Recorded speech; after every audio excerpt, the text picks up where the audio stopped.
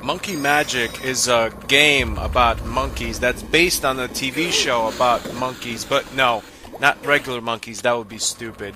These are magic monkeys. They have magic powers. These monkeys know karate, and they can shoot fire, and they can become invulnerable to things. Magic monkeys are where it's at.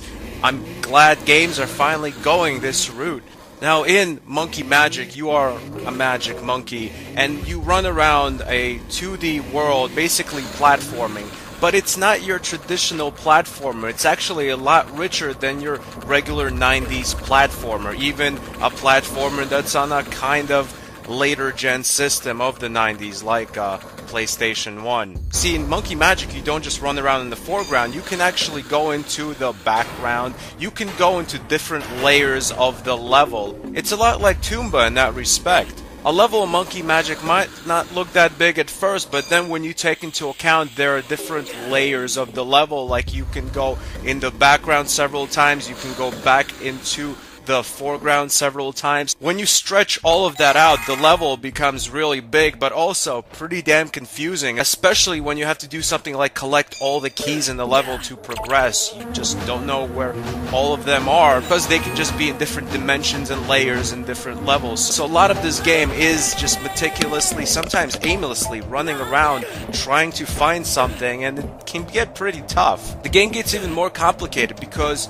this is a magic monkey after all, and the magic monkey has different kinds of magics he can use. For example, he can become small, he can shoot like fire to melt ice or whatever, but you don't just use that magic. There are two types of way you can use a magic. You can use the magic on yourself, or you can use the magic on something in the environment or an enemy. For example, let's use the magic that makes you shrink. If you use shrink on yourself, you become really tiny and you can get into tiny little crevices you couldn't otherwise get into. But then if you use it on something else, that thing becomes tiny. If you use it on an enemy, the enemy becomes tiny, and then it's a little easier to beat the enemy. If you use it on an obstacle in your way, the obstacle becomes tiny and you could either push it or jump over it. Like I said, it's pretty complex for just a 2D platformer. This really was kind of a new breed of platforming where there's a lot of things to consider. The game also has pretty good controls. They're not fantastic. I mean,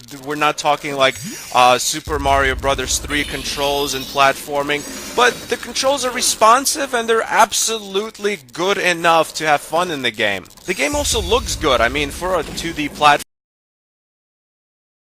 but, you know, it has pretty good scenery, and also the cutscenes in the game are just little snippets from the TV show with the same name, so that kind of helps out the story. It makes the game richer to actually have a nice story that you can keep up with. The monkey isn't just running around for no reason.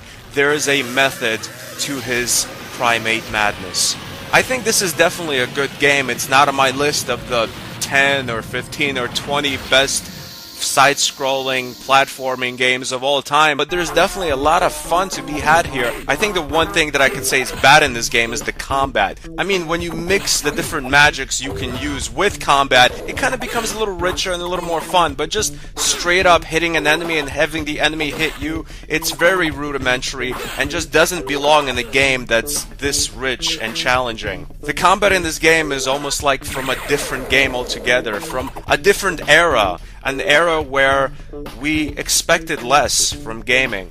Nonetheless, it's a fun game, and that's why it gets an official Stan Birdman rating of a 7.8 out of 10. Thanks for watching. Goodbye, my friends.